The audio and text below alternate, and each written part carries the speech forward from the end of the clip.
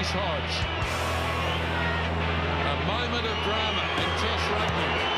What a huge kick that is! Oh my goodness! What a game! What a Test match! Message to us all that Test rugby's back. Certainly not celebrating in the change room. And if you're not good enough in those big moments, then you don't get what you want. Key thing for us is we've got to back it up next week. As buggered as you are after a Test match like that and a result like that, already looking forward to the next one.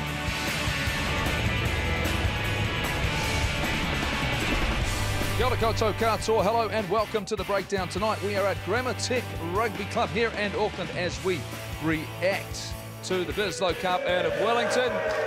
And then, of course, we talk about the Bledisloe Cup coming here at Eden Park this weekend. And those people in the crowd tonight get an opportunity. They're going to win 2 tickets, thanks to Ford New Zealand, to sit on the back of a Ford Ranger on the side at Eden Park. And Saturday morning, catch up with a couple of All Blacks for a coffee and talk about how the preparations are going as they take on the Wallabies once again. Well, they've won a couple of Gallagher Shields here with this man.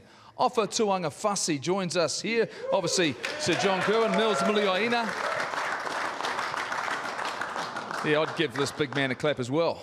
It's a bit intimidating up here, Ofa. But anyway, let's get to the nuts and bolts of it. Look, how's the team reacted over the last sort of 48 hours to Sunday's massive game? Yeah, obviously very disappointed with the results from Sunday, but today was our review clarity day, so we've had a good look at the game from Sunday, saw what we did well and what we didn't do so well, and we've closed the book on that game, and we've taken the lessons, and we're looking forward to putting in the work this week and preparing ahead of the game. I will ask this, is there any sort of pulling and pushing of trucks going on, or Ford vehicles? Like that's because that's, I mean, I turn on, what do I go to, Instagram, and there it is. I mean, have you taken it out on a car this week? No, I've got the boys are there. Well, they're going to get it right. Off a interesting question for me is, your brother, I know, is a barber and a hairdresser, so why did he only cut half your hair last week? What happened? We had a power cut.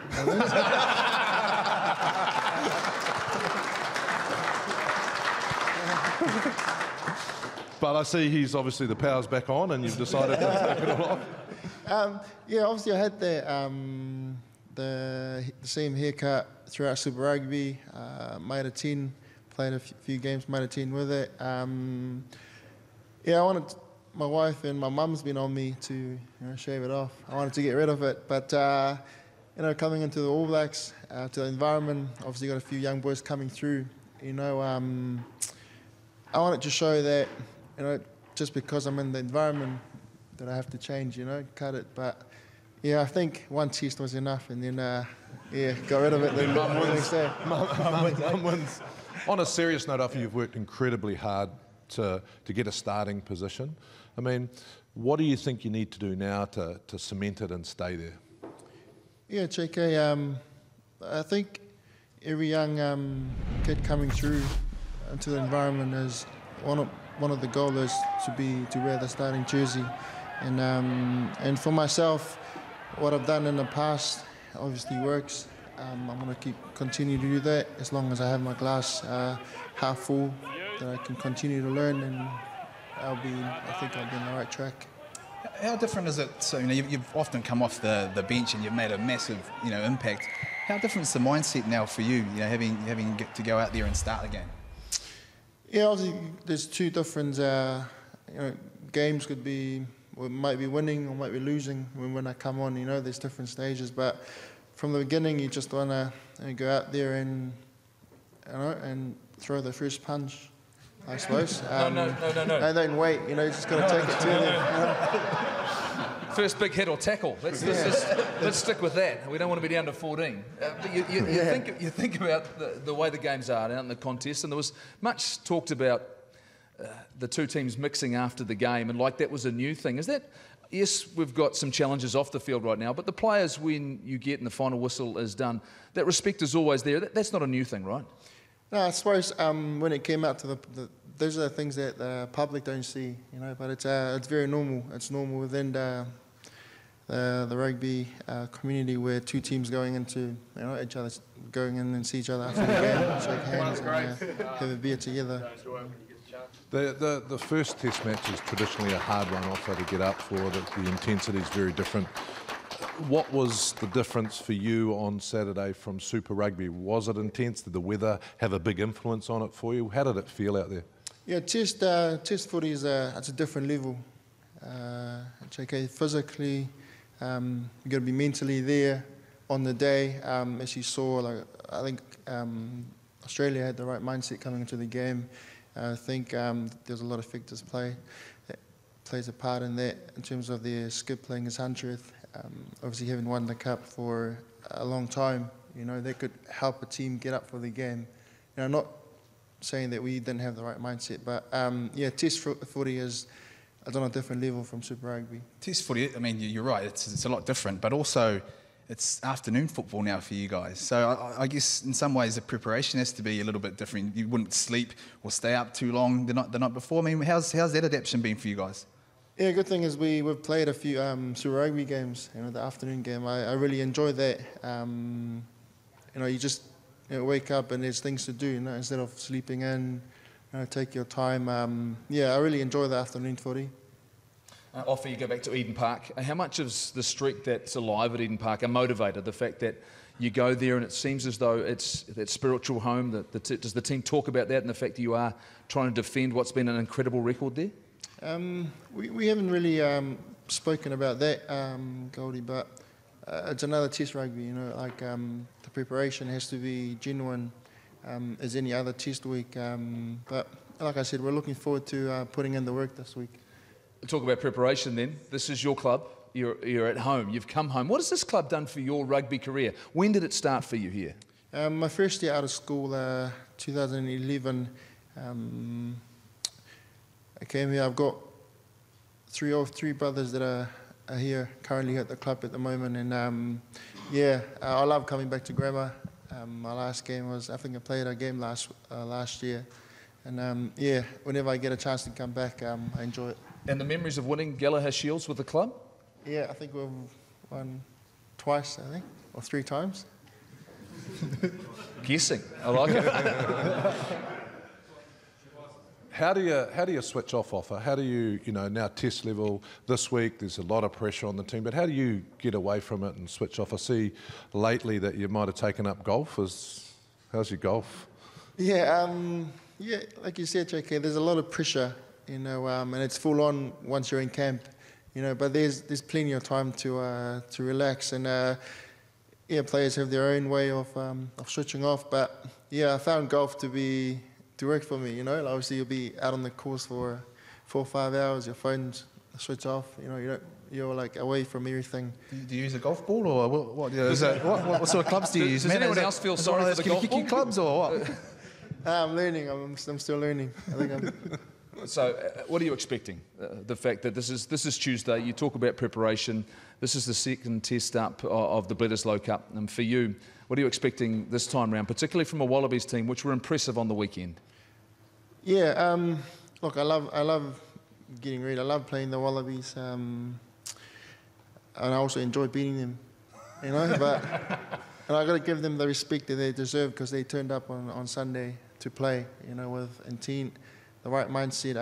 I think they're going to, coming into the first test where I think both teams were assuming, what others would have, but now we've played them, we've got footage, we can prepare well, but I think they're going to be better, and I think we will be as well.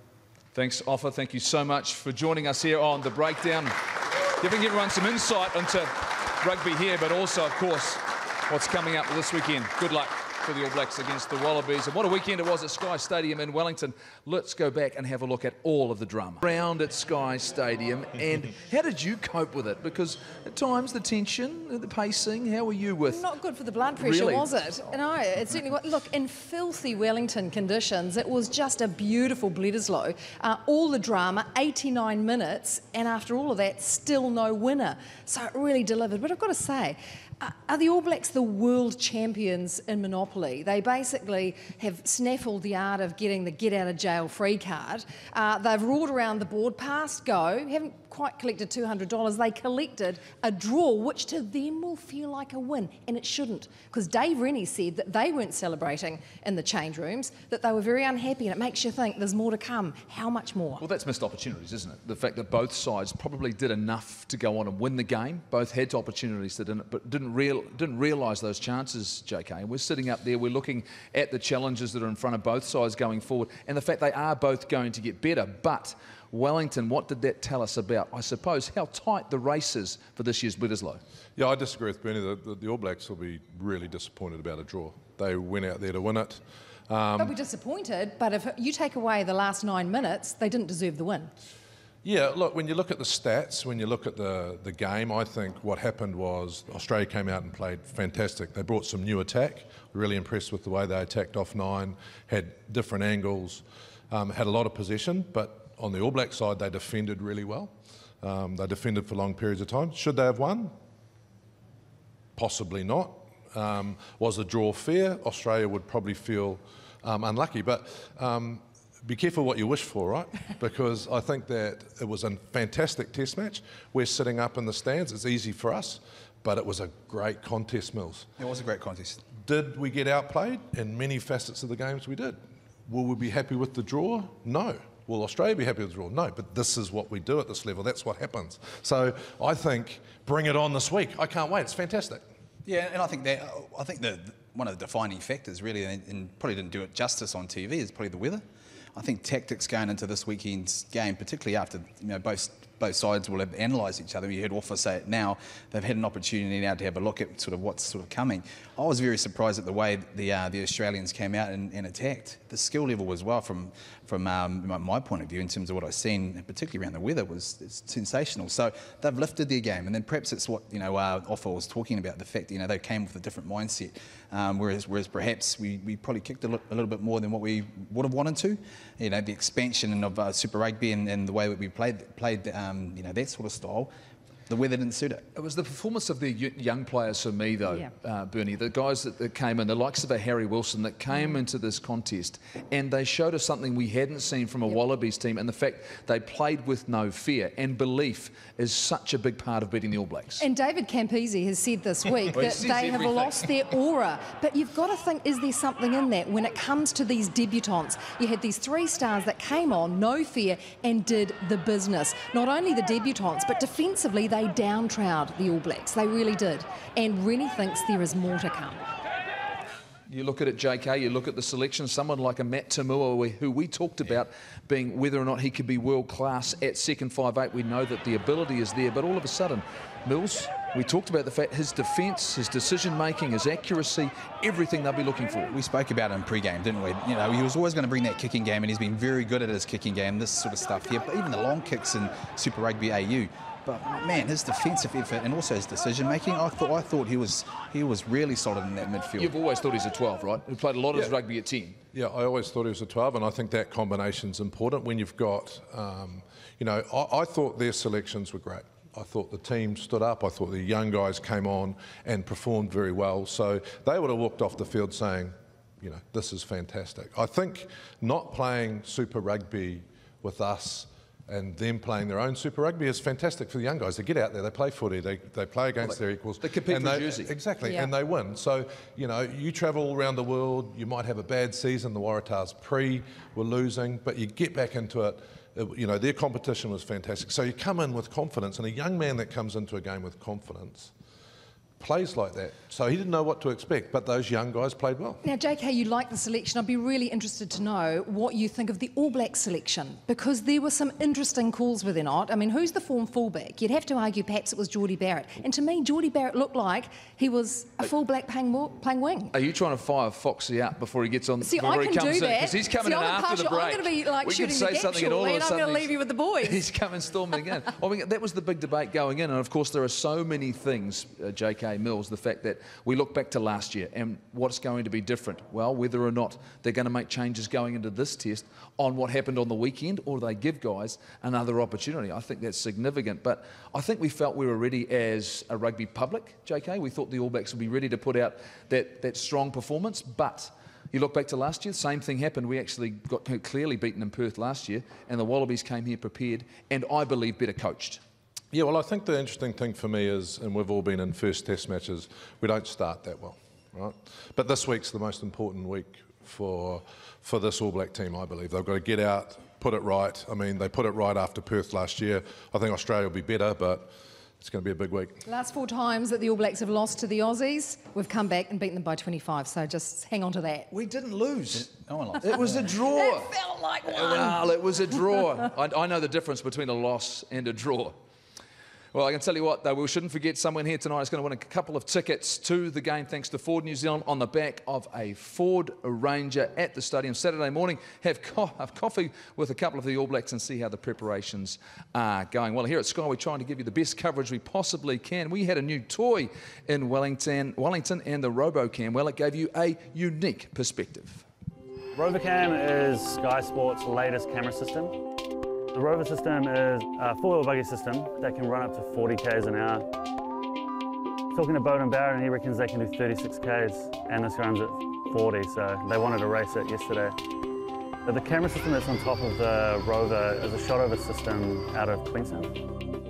The Rover is custom built, and if you were wanting to buy one yourself, you'd be looking at probably around over 150 grand. So the vision we're expecting off the Rover is basically smooth tracking shots down the sideline. So straight out of the scrum, following players all the way to the try line. The link off the Rover sends an image straight back to the Sky Sport truck. 1 cut, 2 cut. Inside there's a director and he's watching it. That's a white Rover. And he decides when he cuts it live into the broadcast. Stay here. Oh, no, a bit of space. This will be interesting. Now he gets it away too.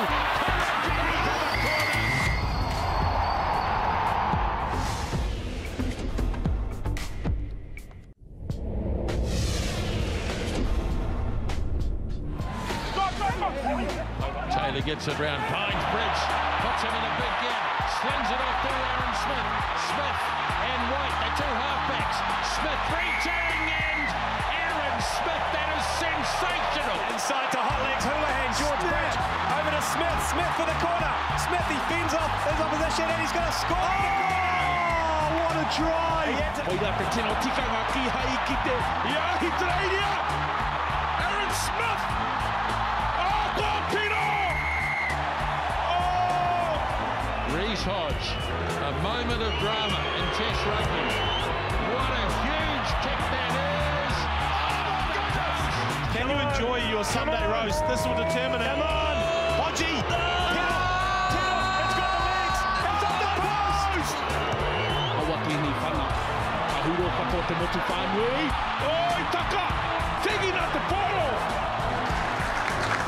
Yeah, welcome back to the breakdown. We are at Grammar Tech, and yes, you can get all the commentary, any style like Te Reo, ACC, and of course our commentary team. Yep, well, we maybe fired a shot before the break, and I can't wait for this next one because when you get Grant Fox on the show, you get everything you need to know and need to find out. Foxy, this is probably not the ideal way to start the season, but first I want to ask you about the fact that how did the team, in your eyes, and particularly the coaching staff, react to the result on the weekend?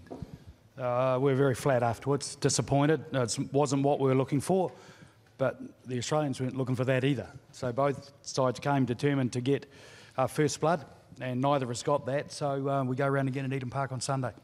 Foxy's selection, I'll go straight in there, mate. A lot of discussion about playing players out of position. So Geordie on the wing, Bodie at fullback, thinking about double pivots. When Bodie gets injured, do you think about putting Geordie back and then putting Severis on the wing to play guys in position?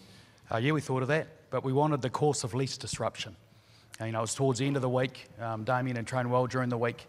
To put Geordie back and then possibly put Caleb on, we had to put then Damien on the bench. It's quite a reshuffle.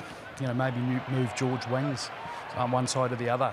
We just thought it was better to make one change only and leave it settled in that regard. And Damien trained well all week, so we didn't have a problem. And it still offered us that two-pivot situation that we like. And, you know, Bodie played a lot of fullback for us last year, played very well, supported Richie incredibly well. That's where we wanted to go. Bodie's injury took that out. But bear in mind, we were playing Damien there before he got injured prior to the World Cup anyway. So there was some logic in what we were doing from our perspective. People can argue all they like in terms of whether they thought there was the right selection or we got the right outcome, which we didn't, because you judge by results. But at the end of the day, if you think that those selections were the difference in, you know, how the game panned out, people need to understand where the game's won and lost. And it still hasn't changed in 100 odd years, has it? You got to win on the wings. You got to win the physical contest first, because if you don't, doesn't matter what you pick out back. It doesn't determine the outcome of the game. Foxy, what'd you make of your debutants coming off the bench and the impact they made? I thought they all did really well, to be perfectly honest. I mean, young Tupou, I thought injected himself. It was a big pressure game to come in on. It was tight. You know, Hoskins did well. Help me here, I've got a terrible bloody memory. Caleb Yeah. Clark, yeah, man, what a beast that man is. All did well. They can be really proud of what they did. No, you know, and they all. If you look at that last passage of play, it went for 8 minutes, and Caleb might have started it from one end, and it was frenetic. But they were still at the forefront trying to make something happen. So you know, young guys might want to go and hide. They didn't. They wanted to put their hand up and say, I want to, you know, try and make a difference here. Foxy, you would have had a plan, I'm sure, for the first couple of weeks. Has there been a different selection conversation, and when is that going to take place, or has it already taken place? That's mostly taken place. We've got a couple of injury things we're looking at the moment, so you know, we've had a big conversation around that. I'm not going to litigate that here. You're all going to have to wait and find out. Yeah. Just you know, hard day for Rico. I think he's outstanding. I mean, it'll be a difficult selection decision, because if it was me, and you wouldn't trust me, but I'd put him back out there. You know, I think he's a fantastic player. So those sort of decisions are difficult to make. Yeah, they're all difficult, because we've got a talented group. Mind you, the Wallabies have got a talented group. And I just want to say something. I think because we weren't integrated with them this year around Super Rugby, well, apart from a little bit at the start, then we all had to go into the COVID lockdown, and so we lost contact until now. Because we didn't have much integration, we didn't see a lot of their players. I think there was an assumption made that, you know, there's a whole lot of new names. You didn't know much about them. They can't be much good. Really? Man, oh man. I mean, you know, we've got a lot of talent here, but so have they. And they're very well coached, and they'll get better on Saturday. We will respond, because that's what we do. But the Wallabies also know that's coming, because that's what happened last year. So, but where do you want to sit watching footy? I know where I'd rather sit. I want to be back here knowing the result, i.e. we win. But people who want the contest just sit here. You just got to be careful what you wish for, because you don't always get what you want. So you can't have the contest and the outcome all the time. Sometimes that outcome's not going to go the way you want it to go. Foxy, I think it's important that, you know, both teams wanted the win. I want to look at it from a different point of view. You've got a management side that are very experienced. A lot of them have been throughout, you know, Graham Henry's tenure and things like that. They've been in these situations where they've got to get the guys up, you know. So who takes care of them? Who makes sure that they're motivated to be able to say, well, this isn't just like, you know, when Richie was captain or Kieran was captain. How do you get those management guys sort of motivated to make sure that they get the best out of the players? Are you suggesting the boys weren't up? No, I'm saying, Okay. you know, often when you have games like this, I'm not suggesting anything. When you have games like this and you're sitting on the massage table or the physio table, those are often the guys that people talk to, you know, the players talk to about, you know, what happened here and what happened there. So they often give feedback to the coaches. So how do you make sure that, you know, your management side, you know, are motivated? Well, bear in mind, the new people are the coaches. A lot of the behind-the-scenes management crew, trainers and new doctor, but nutritionists, physio, masseur, they're all consistent. But there's a whole lot of new coaches, right? We haven't done a lot of coaching in international, so they're new to it too, Mills. You know, first tests for us are often rusty. And bear in mind, we're normally playing in June against a team from Europe who most often don't want to be here. They're at the end of a long season, and they're tired, and we're coming in fresh. We don't get a lot of preparation time for international rugby. This year, we played a team first up much stronger than we usually play, Australia being much stronger than the sides we usually play in June. And it's new coach, new players. You know, we didn't know a lot about each other. Now we've got a test in the bank. There's a little bit more knowledge that offer referred to. And, you know, motivation, the boys are up. they were actually in a really good space. But the other part that happens, because of it's a short preparation time, there's quite a bit of information goes in, because it's a new team, there's new plans, there's new calls. There's quite a bit of information. And while they try and keep it as little as possible, you can't give them nothing because they need something to work with. But it does create a little bit of clutter, right? So they don't have as much clarity. They got a little bit more clarity this week, so hopefully they can just clear their mind and just start to play a little bit more about what they see in front of them. I mean, that want question is out there, though, because it did look like at times that the Australian side did have more want. So how do you rectify that, right? I think that's an unfair comment to suggest they had more want. We had lots of want. You just got to respect how well they played and how good they. So that doesn't mean we didn't want it. We did. I thought our boys we were much better this time than we were in Perth last year. I can assure you of that. Yeah. But it was a new group, new coaches, first test of the year. I've said all that again. So we didn't get the result we wanted, but we didn't lose either. But there's a lot more on the line this week because, we're now in a 3-test Bledisloe series, not a 4-test, a 3-test. So winning the next one for either side is critically important to winning that trophy. Would you like to see Golden Point at this level? No. I think after 80 minutes of contest, where the game's at, and Offer alluded to it, it's considerably higher than Super Rugby. And anecdotally, it's about 15% higher on GPS tracking, right? So if you think Super Rugby's got a lot in it, there's another 15% on top of that for Test Rugby. And the last one, probably for me, sorry guys, but I played in plenty of Test matches with you where I wanted to run it wide and you took the drop kick. So, double miss, Foxy, boom, and you got it. But, we're not in these contests that close a lot. I mean, we've been in Test matches before we've been having a drop. Is it just a modern player state of mind? Why don't they put it to the front of their minds? To be honest, I don't know. I mean, you don't sit back and train these scenarios a lot, right? I mean, you just expect the players to take ownership of them because they know this is on the line, here we are. It's in some ways, it's not a hard decision to make necessarily, but if you go back to it, we had some pressure on. Geordie saw an opportunity. Unfortunately, the pass wasn't very good. That went begging, so he made a call that he thought was on. But if we'd stayed in and around the goalpost, hammering away, and look after, we give ourselves 3 options. 1, we might get across and score if we're lucky. 2, we might draw a penalty. Or 3, is you can still sit in the pocket for a drop goal. So by going wide, we sort of negated 3 options that we had. So, but the guys will learn. If we get in that situation again, I think we might do something different. Grant, the great thing about having you on the show is we always come away enlightened. And we can see your passion, which is great. And the fact we appreciate you're always available to come on the show. And we know that your team are going to respond and perform at Eden Park on the weekend and defend what's been a fantastic streak there. And thanks very much and good luck on behalf of us all. Thank you. All right, from the serious stuff to the big kids at Sky, we sent them on the road with the McDonald's road trip. Let's catch up and see where Izzy and Joey are now. Yep, we're live here from Napier, Nelson Park. Cue graphic.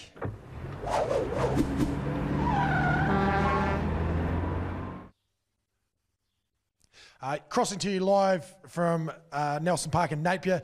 We've tracked down some of the hottest rugby analysts in the game. Ross Taylor, thanks for joining us. Obviously, in the weekend, the All Blacks kicking game was a big talking point during the week. Probably didn't nail what they wanted to do in terms of their box kicking, their contestable kicks, and also playing for territory. Whereas on the flip side, probably the Australians really nailed that. Their blockers were really good. Their escort runners were really good. How did the All Blacks fix that to nail it at Eden Park? I thought this was about playing on Christmas Day and training and stuff. I know who'll know.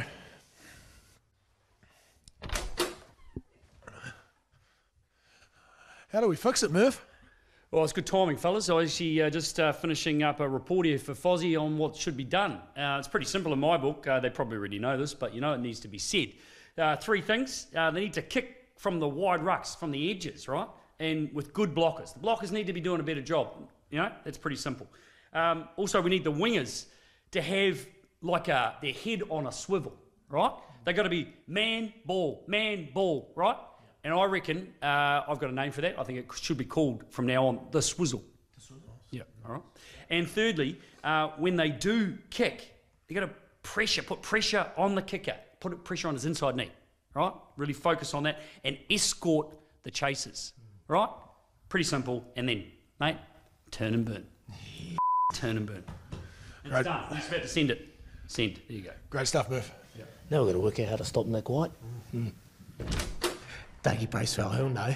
Mate, Nick White on the weekend caused absolute havoc around that AB defender. Thoughts? Who's Nick White? I was just gutted my bet didn't come in. Murph will know.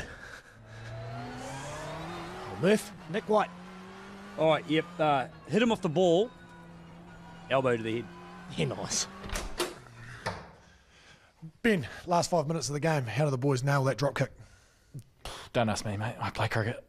Murph.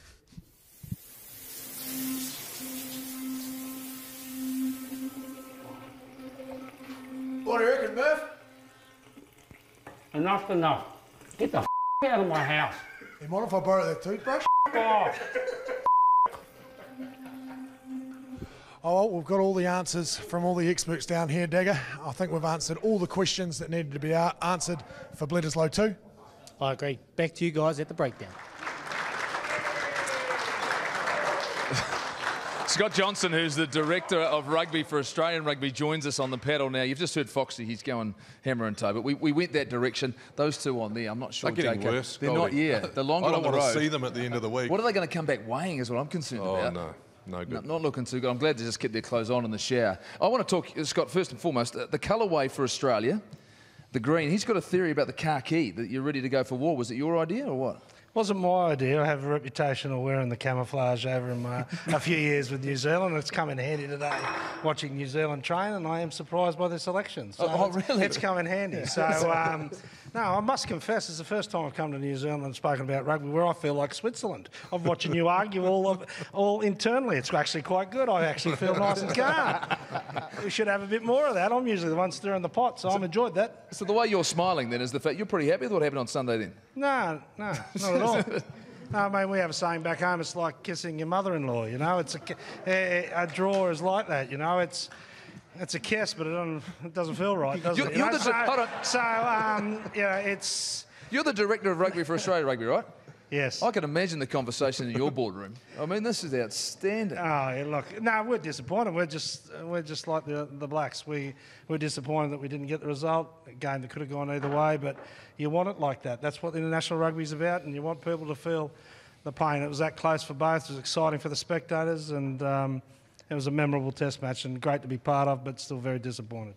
Scott, there's been a lot of speculation over here that Australian rugby does not have the depth for the franchises that you want to present. I mean, we don't know what's going over there. I know you've got a strong under-20 side, but is there the depth in the rugby? We've got a strong under-20s and 18s. If you look at last year's, we beat New Zealand in both. I just put it out there for the record. And so we've genuinely got talent on the floor.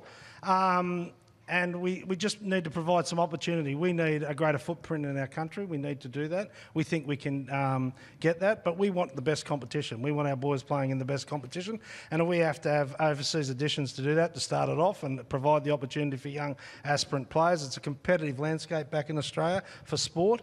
We want that. We want that. And we want our guys playing in the best competition. That's what we want. So we have the talent. I've gone to all the 15, 16, 17, 18-year-old camps, and the talent since I've been back is amazing. It is. We've just got to now nourish that. We've got to provide an opportunity for these players. Scott, I mean, you speak to some of the players there now. The dynamics of the Wallaby side has changed a bit. There's a lot of Pacific Island guys there, and they're enjoying the environment. Are you happy with the way that things have adapted over the years in terms of that culture they're creating? Yeah, we've got to adapt them, and you know what we once saw as Australian has changed. We're a multicultural society, and we've got to acknowledge that, and we've got to put things in place to make sure that it's right for everyone. It's a right fit for everyone. So there's an evolution there, and there's an acceptance of culture and race, and that's a really good thing because we should, as a country, embrace it because that makes us the country that we are in many things. So we've got to embrace it, and we tend to do that in the Wallabies. Scott, how much of that in recent times has been the addition of Dave Rennie to that coaching team and leading the squad, and what have you noticed that he's brought in straight away? It's interesting. I got Dave into Scotland in my last role up there. He was the only coach I actually asked to go and take that job up there for the reasons that I got him back. I was part of getting him back. I think he's got a good understanding of the cultural differences. He's very strong on the culture. I think we talk about the competitive landscape in Australia with sport. We need to play a game that's attractive to the eye. I mean, Australians watching their sports, wouldn't probably see a 3-0 win as something that they'd want to go and see, but they'd probably accept a 39-36 loss. So we need to have that to accept the fans and understand what the game is about. Dave provided that. He's also underrated as a skills coach, so he emphasises that because we have a lot of crossover athletes in our game, unlike New Zealand where a lot of kids can come through playing rugby. So there was all that, and then he was well supported. I mean, you look at the background staff that's with him, there are extensive international coaching team. So I'm quite proud of the team we've got together, and we'll have our rocky times, but they've seen it all before. So, it's only the start. We understand that. We're not getting in front of ourselves, but we're going to turn up on Sunday, that's for sure. As Director of Rugby, if you could choose what Super Rugby looked like next year for the best for the Australian national side, what would it look like? Look, I have no doubt. I think having lived abroad for the best part of 20 years, I mean, the North has the money, there's no doubt about it, and they have probably the strength of money. We in the South, and especially the countries down here, the two Anzacs should have the best competition. That's what we should have. I think when you look at historic, the North have only won one World Cup. What separates us is a competition that is the envy of others. It's played in attractive ways. It provides the right rest and for the players. It's not flooded the whole year. So for me, mate, it's a Trans-Tasman for sure. And I think that's the best competition. I think we get the best of both of us. We learn a bit about each other. When we get to international, the game, it adds a bit of competitive edge. And I think that's what we stand for. I'll ask you what's the same as well as Foxy. How stoked were you with your debutants in the weekend and the way they stood up, and particularly given they started? Look, it's amazing. I heard your comments before. It's not a surprise to us. We picked them because we saw their talent. We work with them. We played slightly different laws to you guys in our Super Rugby this year, and it brought out some sort of little different things it was of interest to us. But all those guys that played, none of what they did surprised us. None of what we did. All of them will have, touch wood, a really, really successful international career. We have no doubt about that. You think about the performance of the side in the weekend being a start of something. How much of it is about capturing the imagination of the Australian public? What would it take to get that? Does it take winning the Bledisloe? Does it take winning that trophy? Or is it more than that? Is it deeper than that? It's a good place to start. So I think the society loves winners. That's what happens. Our cupboard's bare, and we need to accept that.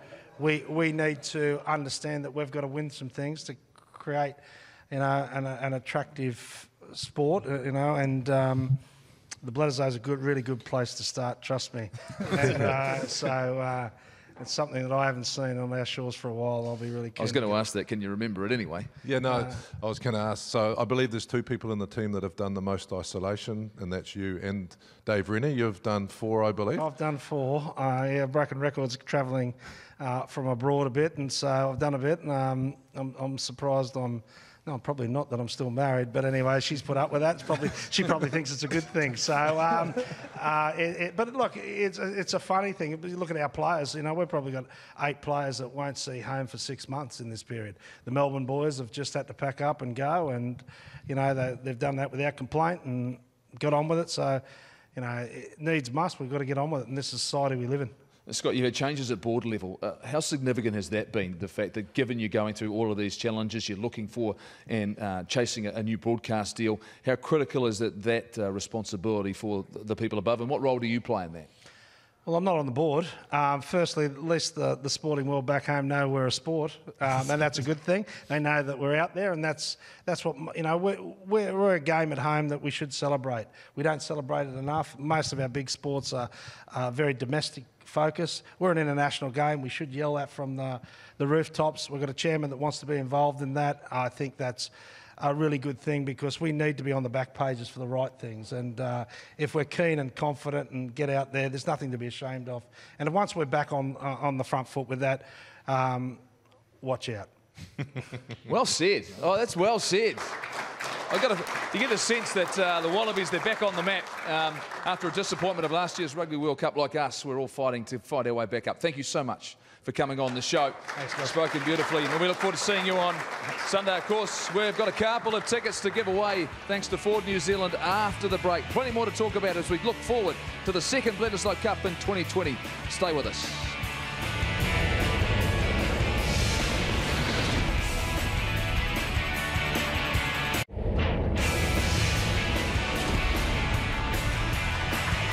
Welcome back to the breakdown. We are at Grammatech Rugby Club, and I can tell you this, I get the sense that the landscape's changed. So you think about where we were going into Test Rugby last weekend, JK. Bernie's back with us. All of a sudden, one result, and it seems as though the All Blacks are in a different place to where they were last year, so were the Wallabies, and we should just look forward to the competition going forward. Oh, that's how it should be. You know, that's how it should be. That's what you want as a competitor. That's what you want as the public. We don't know who's going to win this week. Obviously, we all want the All Blacks to win. We want them to bounce back. But when the opposition turns up, like Australia did on the weekend, that's why we go to Test matches. But Bern, there was something on the weekend, though, I do want to talk about, is the fact that, we've talked about in this past here in New Zealand, it was disappointing when the game was on the line, when someone's lining up a shot at goal, and our reaction was to boo him, and the fact that we were... I don't think that's a part of the game, and we need to change our culture around it. Absolutely, there's no place for it. I think we all agree. But why? Why is that? We had actually a case of that in Super Rugby Aotearoa, and it went down very, very badly. And I just think Kiwi's just so much better than that. We just have respect. We need to have respect for the opposition in the game, Mills. Well, isn't this what we asked for? We asked that the Wallabies were going to be competitive. Yeah, they haven't won the Bledisloe for a number of years. But isn't this the edge that we wanted? The fact that we don't know who's going to win this week. They've come out and they've actually shown us that they possibly should have won in the weekend. Isn't this the best result for the next Bledisloe? Well, isn't it the best? I've never kicked. I actually invented counter-attack, Mills, because I couldn't kick either out of the foot or at goal. But what people don't realise, and you both have been kickers, is that it's way harder when it's quiet than booing. I just found it hard in general. In fact, I did it for a couple of times. I was asking you. I was just grateful when Brownie showed up. Let me put it this way: when someone took the responsibilities for them. The story of the game, though, and you look at the statistics. Let's have a look at the stats from the contest on the weekend. So much talk, Mills, going in about how we were going to play, but you wouldn't have planned on 39% possession, 39% territory, 202 tackles. You know, you've done well to only miss 21. That's less than 10%. So for me, was this the performance they look back at and go, you know what, we really weren't in control of this game at any stage? And how do they turn those around? Well, it's a defensive game, wasn't it? I mean, you look at sort of the missed tackles and they're fairly even, but we had to make a lot of tackles. I think the ball that we did concede, you know, the turnover balls, that'll be a big concern for, you know, Ian Foster's team. And the fact that, you know, we just weren't in it. We weren't in it. We didn't have possession, and that possibly frustrated our players. Yeah, I think they had a good short kicking game, say the 28-metre when it comes down and the opposition's under it. 200 tackles. I wonder who made the other two, because Sam Cane made 200, I think. Oh, how good was Sam Cane? But, you know, I think the interesting thing is when you get into a game like that and you're in a field position and it's never great, you don't have a lot of position, then you get it back and you feel that you should kick it. You get into that little bit of the hole. But I think Foxy mentioned it before.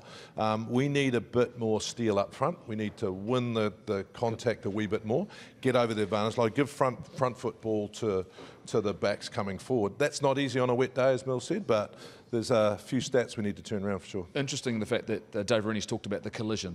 Straight after the game, talking about the collision. You talk about collision, Sam Cane, the captain. A lot of chat, of course, through the season. In fact, he had some challenges with the Chiefs, who I actually thought he played very well for. Bernie, for me, you want leadership from your captain, and for me, he was probably our best on the park. He absolutely showed his leadership, and you saw with the tackle count there, double basically. New Zealand had to have double the tackles, and I think Sam's stats are pretty much the same with his counter. It is just unbelievable. He was inspirational, and I'm so pleased for him. He needed this. I think it was his relentless best, JK. Oh, he was unbelievable. I think, you know, as All Blacks, he'll be trying to get better. I think what we need to see from the leadership group is the ability to change on the field, what they need to do during the game. I thought he was outstanding individually. What do we need to do to change the game when it's not going so well? Maybe they need to think about things like that. There we go, double the tackles of Michael Hooper, who also had an outstanding game. It was that sort of contest, wasn't it? And you talk about the conditions and being able to adapt and play the way you need to play, but in the end, are you expecting changes going into this weekend? Oh, I think, you know, given what sort of Foxy's sort of spoken about, they're obviously looking into that. You know, some of the guys tries, and I wouldn't say Rico or not, mate. I'd love to see Rico or Rico not. back out there, to be totally honest. If you're going to stick with someone, he's got X factor, okay? Yeah, okay, he didn't have the best game, but, you know, if you look back in time and some of our best centres, the Ma'anonus, you know, that come to mind, he didn't really start off that well either, and look where he sort of ended up. You need to make some of those mistakes. Yeah, okay, the ball, you know, diving over line, you know, you've got to be able to, you know, get away from that and be able to say, well, for me now, looking at him, thinking, well, it's a mental game now. He's capable. I'd love to see him back out there. I agree. So Mo'unga and Barrett, what happens there? Yeah, there's other questions, isn't there? What about 12? What about 10? Oh, so many questions. The fact, will they persevere at Ari Savia at 8? There's no doubt he still had an impact, but Hoskins Tutu, whether or not they make changes, we won't find out till Friday. And already we heard from Foxy the fact there's a couple of injuries floating around. Is that in regards to what's happening with Beauden Barrett going forward? But Bertie, last week we had a fantastic charity that at QBE Stadium at North Harbour. Absolutely. So QBE have teamed up with Orange Sky and they're looking after our homeless, and they've pledged $2,000 for every try that North Harbour scored last weekend. How did they get on? Yeah, great to see that. I'm not sure they planned on Hawke's Bay having won the Shield and then coming down to coming across to Auckland and playing exactly. It was an expensive night, but great to see so much going there. We're going to give away something else here. We're going to give away 2 tickets to the game on the weekend, thanks to Ford New Zealand, on the back of a Ford Ranger, as well as on Saturday morning you'll have a coffee with a few of the All Blacks. We're going to go to the crowd. I'm going to throw a question. Jim Kays is our adjudicator, which is dangerous for everybody. Good luck with this. Right, I'm going to throw it out there, and the first one in. Okay, when did the All Blacks last lose to Australia in Auckland? Yeah, here we go. No, wrong. Wrong. Yes, so we've got our winner. Come on up. Come on up. Right, come over here. Come on in. Come in here. Come in here. Congratulations, around the back here. Well done, mate. Come on around here. Well done here. Come in here. That could have been a long night. You almost mugged him. What was your plan? Well, you jumped at him. You chased him around the room. Jim was in danger. I mean, how pumped are you? Well, I waited first till I knew the answer of the question. I would have looked pretty bloody stupid. But you mean the other 3 people that didn't get it right? Yeah, that really motivated me more, and that's why I started chasing him around the room. And yeah, away it went. Game on. You looking forward to the test then? Yeah, well, I can't wait now that I'm going. Yeah. So much better than last week's winner. There are tickets still available. You're going. What's your name? Eamon. Eamon's going to be on the sideline. You check him out on the Ford. He's off. He's gone. He's done a runner. There are still tickets. There are tickets still available to this test match, and you will want to be there. 47,000 plus. It is the second Bledisloe. We're going to be on hand. It is game on. Thank you so much for joining us here from Grammar Tech. It's been a fantastic night, and we will see you. Bledisloe Cup 2, Eden Park on Sunday. Great tradition of Bledisloe Cup continues. They call it test matches. You've got to take those big little moments. Johnny Barrett to the corner. All Blacks in. Outstanding. And when you get a little bit sloppy in those moments, And it's going to be Ioane. No try.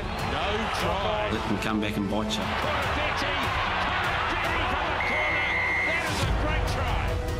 A moment of drama in Test rugby. What a huge kick that is. Oh man, it's close though, eh? Kick off the post. Oh, what have we witnessed?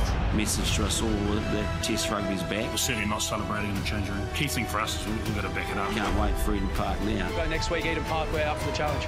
It's funny after as buggered as you are after a test match like that and a result like that. What a game.